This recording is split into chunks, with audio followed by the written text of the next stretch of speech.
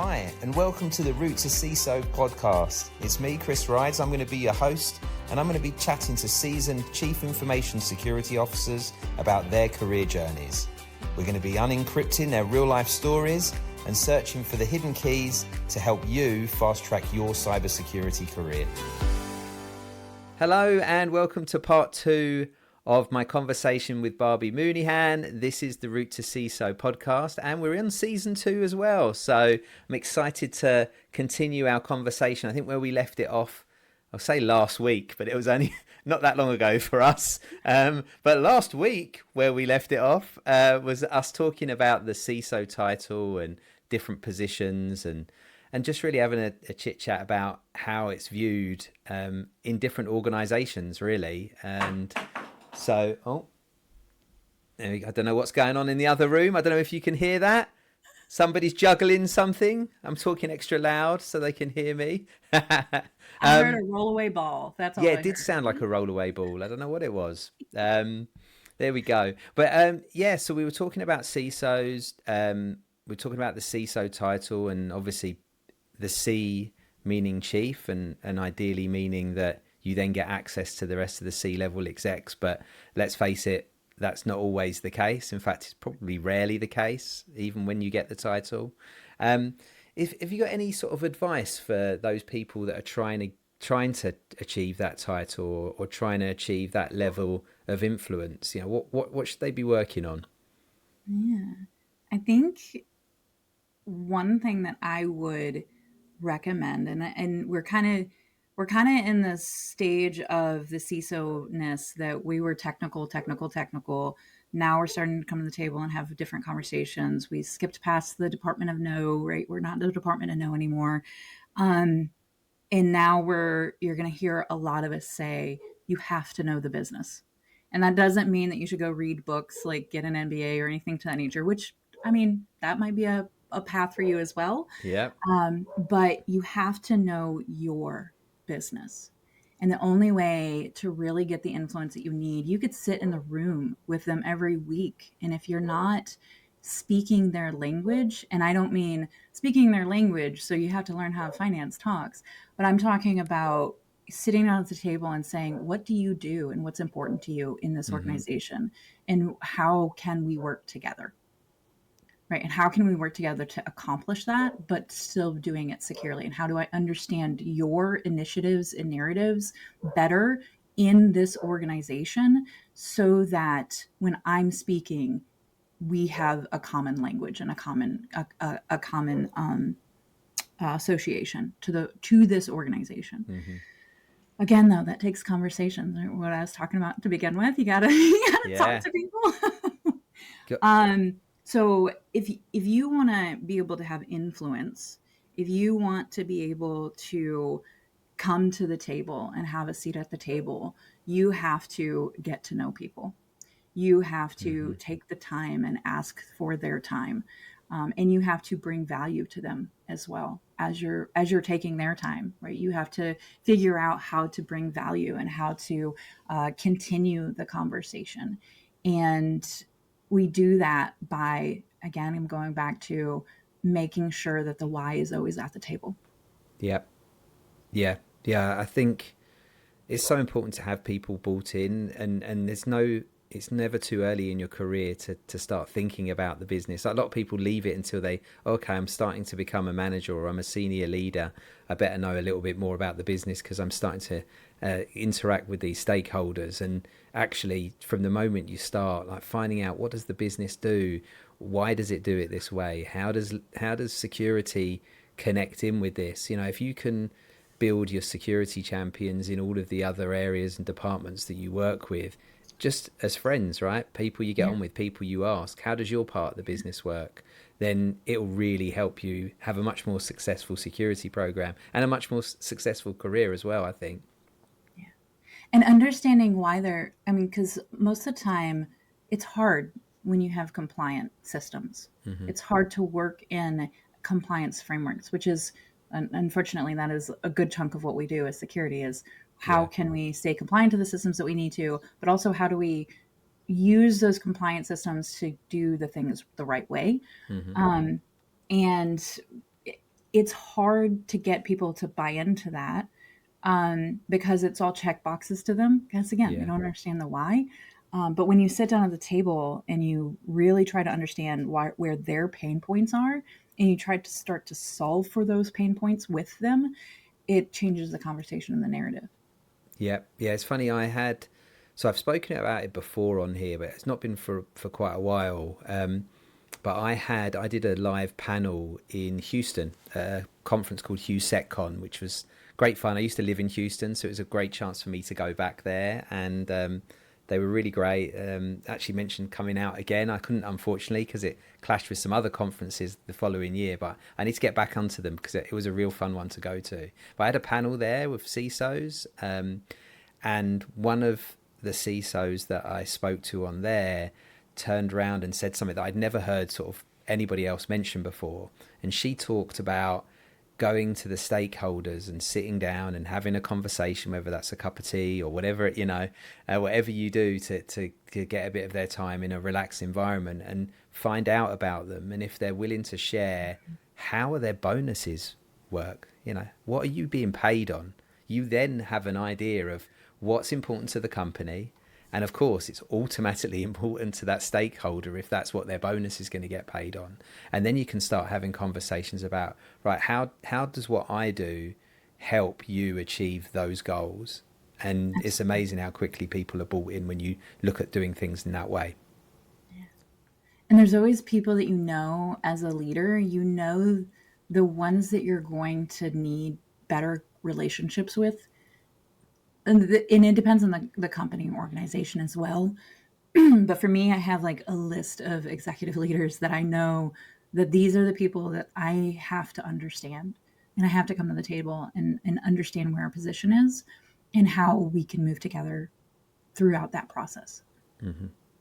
Yeah. I And love the bonus structure thing because that, if you don't understand what your goals are as an organization, which your bonus structure is based on the goals of the organization, it should speak to what is important to the people at the top, right? right. If you don't understand what those goals are and what you're trying to strive for, there's a reason why those are in place. Yeah. Those are what is financially incentive. I love that. Just understanding the that will help you understand the narrative of like, what is this? What's tied? Yeah. What's tied to the financial incentives here? Now, of course, if you're an individual contributor, that might be a very difficult conversation and probably not one that you're going to have. So how does your bonus work exactly? I mean, maybe with your boss, it might be, a conversation along the lines of, you tell me what you need to do to make the business happy, and I'll Yeah, be your individual contributor that helps make that happen. And I'm sure that will do a lot for your career, those kind of conversations. yeah, You mentioned MBA before, and that's quite interesting because I don't think you need one. mm, And there's many people that have been very successful without an MBA, and there are some that have been very, very successful without even a degree. But what I will say is I do get asked quite a bit, what certifications or what are the certifications, or what do people want to see in terms of that kind of education sort of related stuff for a CISO. I would say that I've not, like, there's not really a certification that says, like, I think you can be a certified CISO. Nobody's asking for that, right? I think an MBA is the closest you'll get to any kind of education that is pretty well respected, and especially at the very big enterprises. But I don't know whether you've got any sort of light to shed on that stuff. yeah. I think there are organizations that are looking for like a CISSP or a CISM. I do think a lot of organizations have embraced we get experience in really good background from a whole host of different ways. Hmm. And so while there's a strong technical requirement for a CISSP, CISM, or equivalent, it's not as gatekeepery as it sounds. It's Yeah, not right. as, if you don't have this, you have no opportunity. The only Yep. certification I've ever had is I had GPEN back when I was Nice. trying to put the penetration testing program in place, and I needed to understand the how to pen test, and so I got GPEN Yep. back in my earlier career when I was a manager. And I'm not saying that it's a bad thing. They're important and absolutely influential frameworks. The information that you are researching and that you're understanding is fundamental to what we do. But that is not the only way that people recognize experience. Yep. Yep. That's 100% true. I think there's when you look at the certifications, I think you've given an amazing example of when it's right to do a certification, which is Yeah. when you need to learn something about that subject or when it's of interest to you, right? And that's whenever anybody at any stage of their career asks. The CISSP, you're right, is the one that, if you work in GRC, maybe a CISA. If you're if not the CISSP, those are the Yeah. two that we see mostly on job descriptions. Now, what should I do is the question I get, and it's always what is the area you're interested in? What area do you want to work within? Follow where that's pushing you. Don't think that a Absolutely. certification is going to change your career trajectory, because they really don't, right?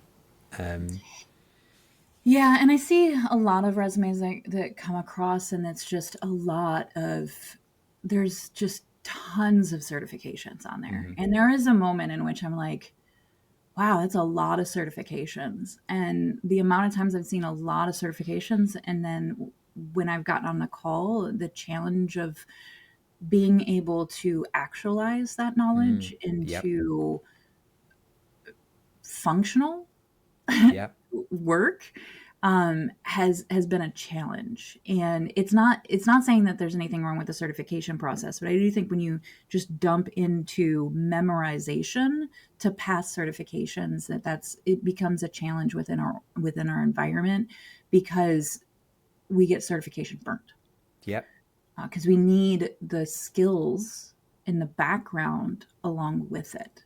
And sometimes when we just see certifications across the board, we don't see that is, say, an entry level position. We don't see that you're also involved in the community, or that you are talking to, active on LinkedIn, right? yeah, That you're doing CTFs, that hmm you are actively trying to participate and have a portfolio of real actionable things in experience. It's a lot harder to look at like 10 certifications on a resume and then, okay, well, you know your stuff. Generally, I'm going to see that and I'm going to say, okay, they got 10 certifications over the course of 2 years. How much of that do they really remember? And what how did they actualize that into experience? yeah. That's there. I see a lot of resumes that are like that, and when you look at those people, they're going to be very good generally at the stuff they remembered. So maybe the textbook answers, but Yeah. that's like a pet hate of most of the hiring managers. They don't want the textbook answers. What they Yeah. want is an answer to, have you done this before?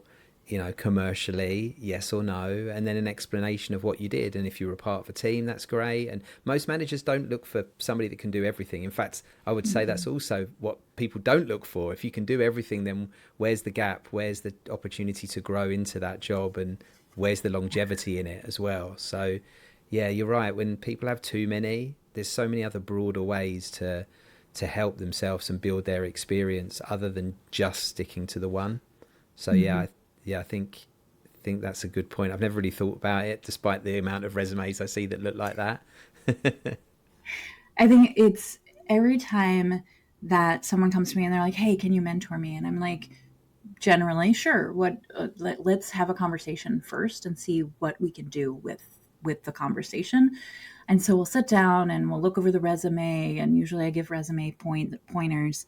But the second thing that I do is I ask them, based on their resume and the experience and everything, I ask them what they want to do. What talents do you have, and how do you want to apply them? Hmm. And because there's a fundamental ability to take the textbook answers and make them into reality in an actual environment, that's in itself is its own skill set. Yep. Yeah. But in so often it's changing a lot. I feel like over the last 3 to 4 years, it has changed a little bit. In I'm getting more individuals that will say, "Oh, I really want to do incident response," or "Oh, I really want to get into GRC because I really like policies, et cetera, et cetera." But I have seen just a trend. It's trending to the positive side of, I don't know, I just want to be in security. Yeah. And I think it's like saying, I don't know, I want to be in IT, or I don't know, I want to be a doctor.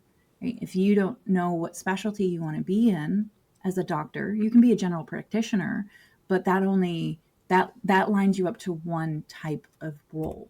And it's the Yep. same thing in security. If you want to be a general practitioner, then it's going to line you up to very entry level positions in the beginning.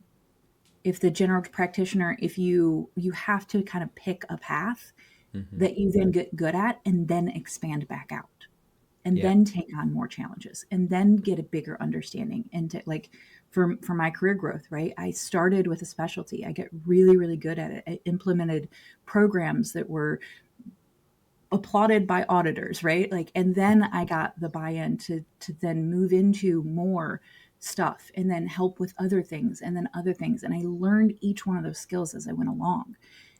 Now I have a general skill set knowledge across all things, which makes a great leader component, because I can strategize all of those things across the board and I understand every one of those departments and every one of those functions.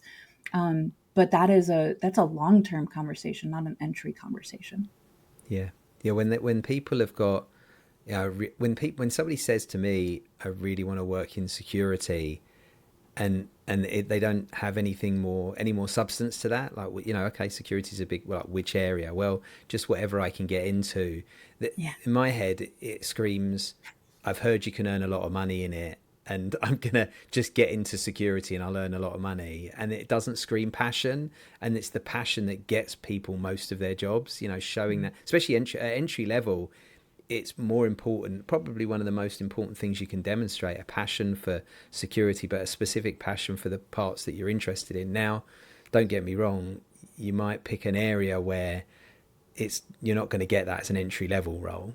Right. But still, you can be passionate about that area and you can study it and you can look into things, and then you can think about what the career path would be to get into that. But at Mhm. least have an area you like. Otherwise, it is really difficult, really, really difficult for you to get anywhere, because they said generalists aren't the ones that stand out from the crowd. Yeah. And it's not a you still have to thirst for the knowledge, because at some point you're going to have to thirst for, if you want to go to CISO, if you want to lead the department that does all the things, right? You have to understand your leaders that are reporting to you and understand the employees that are reporting to you, understand the overall structure and how to build a security department. So you have to, like, as a leader, you have to understand what those things are. Now, am I going to tell you right now that I could go into a ton of different cloud logs and start parsing to them together to create a storyline in the midst of today, with a 5 minute warning? It's been a really long time since I've read logs like that. And stayed it would awake. it would probably take me a day to recalibrate and figure out and get back into it. If you asked me to go into an environment and set up, a firewall, it would take me a bit to get back to the mentality of being able to transcribe it into work. Um, but I have a working knowledge of all of those things.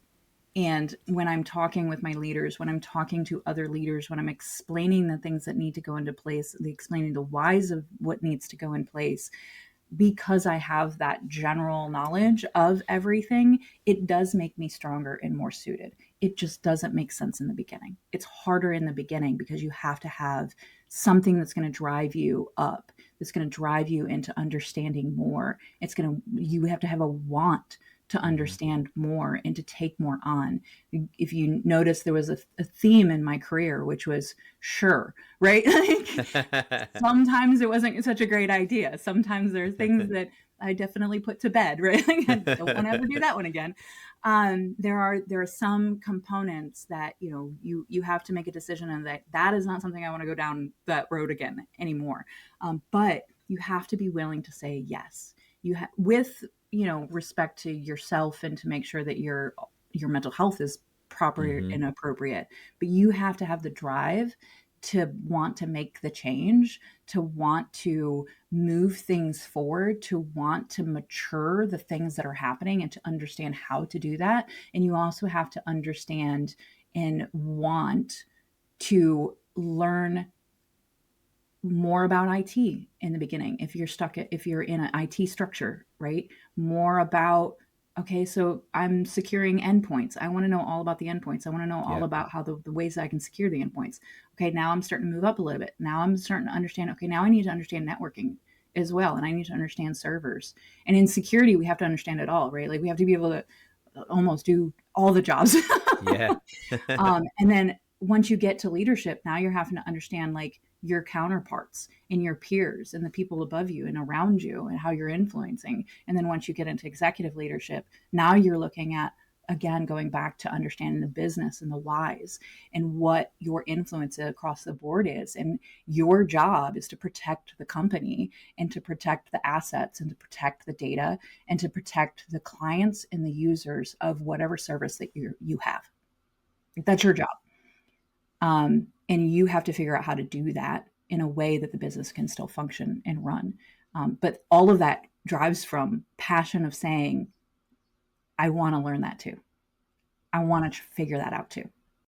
Okay, so we're back. Barbie had already lost the view of me, which was probably wise. Nobody wants to look at my face Oh, for this long. But also, then the sound started going. So I think we're back, and we're going to have the amazing Kira, who's doing all the editing, to be on here and putting it all back together. So hopefully, I'm sure we'll leave this bit in because it's just a conversation anyway. These things happen when we're doing this sort of stuff. So she'll do an amazing job. And Kira, by the way, if anybody's looking for somebody entry level, she's really wanting to get into cybersecurity. She's yes. done workshops, all sorts of stuff. Is doing some studying at the moment. So while I'm out here, we'll give her a quick shout out. But anyway, back to our conversation. I think we were just talking about community, Yes. and I'd started sort of talking about that. Funnily enough, I know that you're part of WeSys. So how did that come about? Oh man. So I was very early in my career when I found Mises, and I had the thought, I was like, I can't be the only woman having issues, right? Like, Hmm.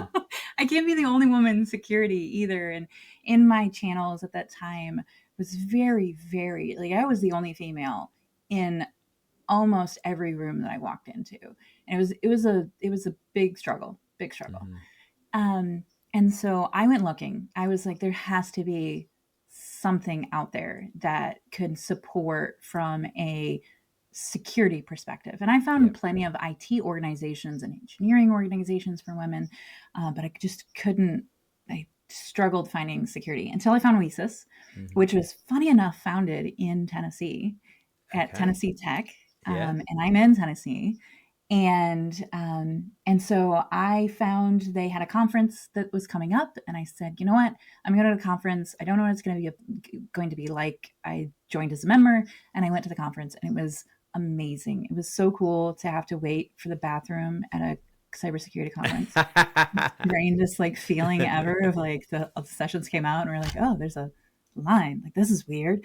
So much so that one of the conferences we actually had to take over the men's bathroom on the floor as well. It was very funny. And so I went to the conference, and I met these amazing people at the conference, and I just felt community, right? Like, and I talked to individuals as well. So as a manager at the time, and I talked to individuals as well that was coming out of college, and they were looking for guidance and for support. And so I was looking at the resumes, and we were talking about what realistically security looked like once they got out of college, and what that transition can look like. And we talked about what the real job looks like as Mm-hmm. well, of like what expectations might be had of you.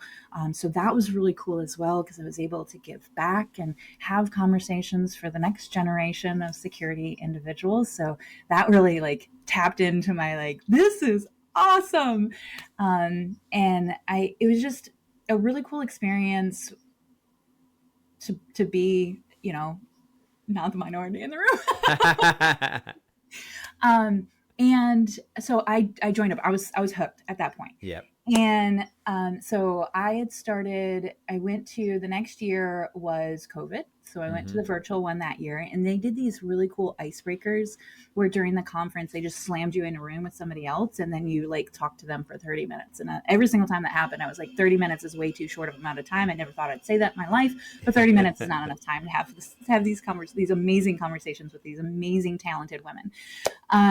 And so I did that, and then I went to the conference in 2021, I believe, the next conference I went in Yep. person, and I realized that we were really launching the affiliates, the Mm-hmm. professional affiliates, because it was really focused towards students in the beginning, and they were doing the professional affiliates, and I tried to dig into it and try to figure out like like what's Tennessee's one, like how do Yeah. we get one in Tennessee, and they were like, well, there's not one, but you can make one. And I was like, okay, how do I do Yeah. that? So I got put on hold, and then I met this amazing individual, Janice Reese, and me and her actually launched the Tennessee affiliate. About a year later, it resurfaced, and she was going, I really want people in like Tennessee that I can go talk to. And so we launched it during COVID, remotely, and having the conversation remotely. And then we also launched a BISO affiliate as well together, the Business Information Security Officer affiliate, Yeah. within LISAs, to kind of try to garner the conversation into executive leadership, and the garner the conversation into what does women haven't been in this industry as long. So how do we break the barriers of the time in seat requirement, right? Like Yeah. women aren't going to be in leadership because we haven't been in seat long enough to be able to be in leadership. Like that's a 5-10 year problem. How do we start fixing that now? So we're having conversations around what the BISO role looks like, and what that means to the industry, and how do we utilize this position in an appropriate way to bridge the business and the security elements together. And so we started that affiliate, and that one's running now, and it's just bringing people together. Right now we actually have a panel coming up with 4 amazing BISOs from anywhere from USAA to Baxter, right? Like we are so excited about just bringing together the conversation. That's So amazing. yeah, WESIS is a great organization, and a lot of support there. And they do mentors. I did the mentorship and mentee program for many Mm-hmm. years, and I was a mentor in there for many years. So I had cohorts every year that I was working them through, working with them throughout the year, and create a lot of really good lasting relationships with them as well. Yeah, I remember Lynn speaking about that at RSA, about the mentorship program, and talking through how it can help. Our just our community anyway, so good. We're very lucky to Yeah. have a community that really does care, and I think generally looks out for each other, and there's a lot of allies that support all of the different organisations. I was, and that probably leads you on to maybe what you want to speak about. But what I wanted to ask you was, of course, about CISOs and those that you look up to that are doing a great job. And I know we briefly spoke about it, and I think the community aspect was one of the reasons why you were thinking of somebody in particular. I'll let you talk about it a bit because I know him pretty well. Oh yeah, Dawn. Oh goodness gracious. So first of all, I just want to make a call out for the Nashville in general CISO community. Yeah. They are fantastic community. We have really good conversation. We also have a lot of fun together. That's great too. But the CISO community here, there's been anything from a reach out to like, hey, we have this person that is on the market. Anybody need a XYZ position, to being able to sit down at the table and like have really in-depth conversation of the challenges that we're having and how we're moving forward with them. But I do want to call it, and all of them are amazing. So Hmm. if you're watching this and you're Nashville folk, I appreciate all of you. It's just been an honor to be in your presence, and I can't wait till the next dinner that we're having. Probably, I think the next one's like next Wednesday, so Nice. can't wait to see everybody again. But I will call out. I think pretty much everybody in Nashville also agree. Don it has comes to the table from Rubicon, Hmm. comes to the table so often, and he's so encouraging, and like he'll drag people on stage with him. He will reach out in the event that something is going on, and he's like, hey, how can I help? And then he's just so engaged and so involved, and just makes everybody feel like they're at home. I don't know how to explain it, but and then he does just amazing work as well. So the mission and the narrative that he's providing to other CISOs is inspiring, and it's Hmm. the similar attributes we already talked about here. Like, he's a living, breathing embodiment of business enablement, of the conversations that need to have to be able to reduce risk while also understanding how the business has to function, right? Like, this is he lives and breathes it every day, and he's able to speak from a technical level all the way up to an executive level. And I just have a lot of respect for him. And I've said this to him before, but I'll say it live in front of everybody else as well. Don Bayham is definitely one of the CISOs that I look up to.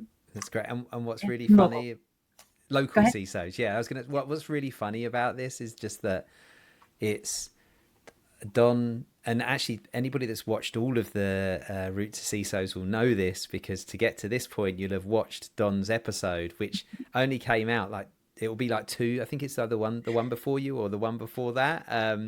But basically, Don, I recorded a long time ago. He was the very first person I talked to about doing a Route to CISO podcast before I'd even, like, it was just an idea. We hadn't planned it or anything. And then I completely forgot about that. And then a year later started recording it and bumped into him. And I was like, we talked about, you were the first person I spoke to. We need to get this done. And so we did this whole thing and recorded it. And the sound quality was like trash, basically. It was terrible. And I was like, oh, we might be able to play around with it. Anyway, me and him listened to it, and we were just like, no, this is not going to work. And so he then gave me another hour and a half of his time to record another 2-part episode. So yeah, he's very, very generous guy, and I love it. He's always posting great stuff on LinkedIn as well, Yeah. very positive stuff. So he's a good egg, as I would say back in England. Yeah. And he's I mean, everybody else as well, like Vladimir and Bob and Roger and all the other wonderful security professionals that is in Nashville. I love them too. But yeah, I just wanted to call out. It is funny too, because I will say this was not planned. So if for the listeners, we did not plan this whole like Don No. and then me like, giving shout out to him. Completely wasn't planned. It was a, hey, is there anybody you want to give a shout out to? And it was, yeah, this And I was like, person, because oh, he's done. just so supportive of everyone all around us. And so, yeah, it was just a happy little world. That just goes to show like how impactful he is to the community. Yeah, but also how small our community is, and what a big difference you make as well. I think, you Yeah, do the right things, you give up your time, you help others, and it gets around, right? People in our industry hear about that sort of stuff, and so it's not doesn't get unseen. So keep up the good work for everybody that's doing that sort of stuff. There you go. yeah, Now we're going to take a bit of a change, yeah, and I want to ask you a little bit about hiring, because a lot of people that are going to be listening to this are people that are either trying to get a job, or trying to move, or maybe trying to break in the industry, or they could be very experienced and just want to make the move. Is there anything specific that you would be able to give in terms of, when you're looking for somebody, what are the things that people need to work on that really make a difference for you? Or when you're looking through resumes, or you're interviewing somebody, what are the things that stand out, if you could give 1 or 2 tips to the people that are out there looking? yeah. Well, the first thing is that your resume should change with your experience. your resume matures throughout time. Hmm. In the beginning, if I'm looking for an entry level individual, I'm not looking for them to have a super mature resume. I'm Yeah. looking for them to be able to tie reasonable qualities and experience to what I would need you to do. That doesn't mean that you have to have the direct experience. If it's entry level, I'm not looking for you to be able to do the job. I'm looking for you to be able to translate your talents into what the job is so that I know that I can teach you to do the job. Right. Yeah. And there's a big conference. It's one of the first things I always talk to entry level individuals when they're coming in and they have this resume and they've done boot camps and they've done, they've done IT work and they're trying to transition over. And I'm looking at it, I'm like, what kind of job do you want? Oh, I would love to be in identity access management. Okay, well, let's look at your IT experience and how that translates over. Oh, you provision accounts. Okay, well, that's a big part of identity access Right. management. It says here that you created accounts. Let's change the language, make sure that we get it into the language that the security professionals will understand and Hmm. recognize, and let's get it to a translatable element instead of just specific wording is Yeah. is really important in the industry. That you know enough to know the wording that's supposed to be used is going to be a big component of that as well. Hmm. But sometimes, like I've told, like nurses are amazing chaos coordinators, right? Or teachers are amazing chaos coordinators. Well, those talents can be translated over into incident response. Like it's chaos kittens in incident response, right? Like Yeah. it's like at the point in which you're an incident coordinator, it's not like if you're just analyzing the logs, it's one thing. But if you're an incident coordinator, you're it's chaos kittens. Like it's crazy. Like it's not a linear line like they teach in the books. It's like you do this and then you go back here and then there's these things and then you got to pull these people in, you got to push these people out. Like it's a whole chaos thing. And there's really good talents out there that are not security or IT Yeah. specific. It would be amazing to be able to apply to this, right? And so entry level, I would say translate your talents Hmm. to the job. Yeah. Um, the other thing is as you progress throughout your career, you're going to need to do the same thing, but your role changes and you need to change what your resume says to adapt to that. So Hmm. like the thing that we've been talking about is your influence. Right. What have you accomplished? How have you moved the needle? When you're creating a resume in the more mid part of your career, like you're getting out of your entry level and you're in your more mid part of your career, I would look at what have you accomplished. Like I know what a GRC analyst does, but what did you do there that made a difference, that made an impact? And how Hmm. are you translating your intentions and your abilities and your ability level in the resume?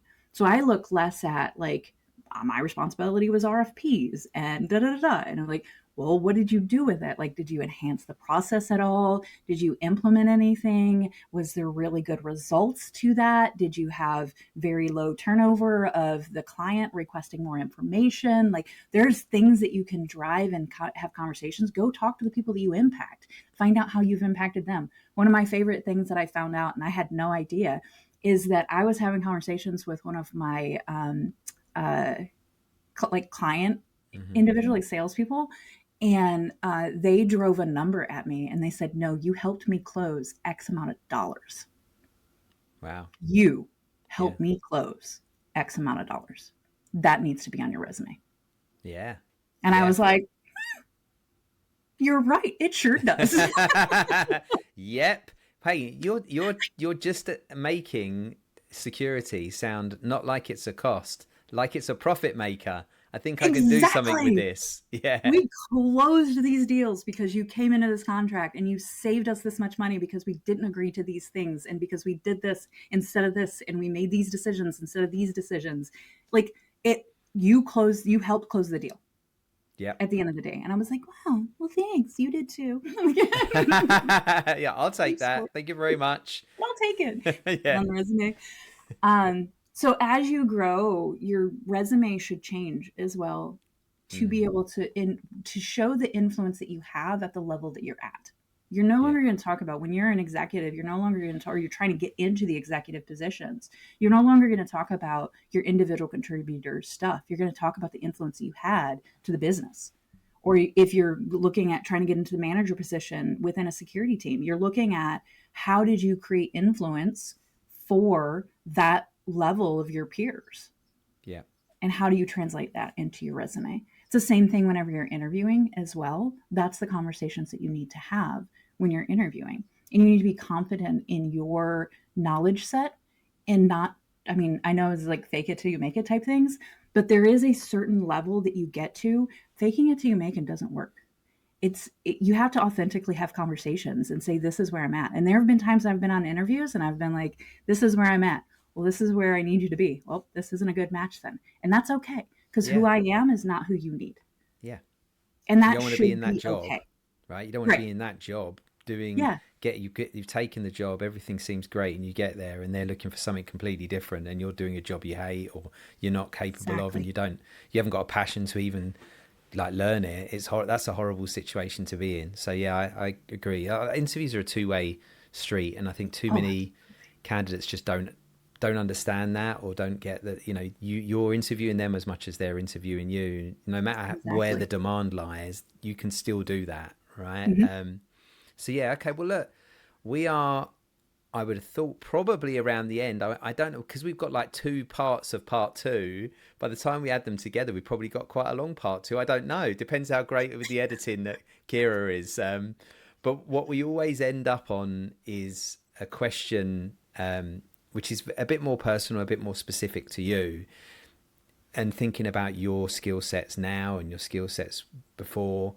I just want to know if there was one piece of advice that you could give, early career Barbie. You could go back, whisper in her ear, and say, "This is, this is what I need to know." What would be the one piece of advice you'd give yourself?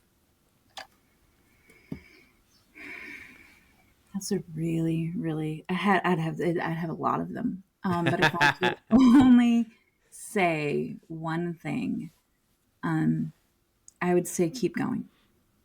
It's Hmm. worth it. Yeah, there were times before when you were like you thought about giving up. Mhm. Always, Yeah, yeah. I think we all struggle with that, yeah, and knowing when it's right for you is really important. But sometimes we've got to go through through the pain to take lessons to know how to do it better next time. yeah, yeah. We live So in. Yeah, go sorry. ahead. No, I was going to say we live in a world where everything is kind of a bit disposable and everybody needs instant gratification. And I do think there's a lot of people out there that, don't get me wrong, there's a time to know when to pull the plug and say, right, no, I need to. But a lot of people aren't getting anywhere close. They're not getting very far into that grittiness and battle before like deciding that. They're seeing the first sign of sort of trouble and they're off onto something else.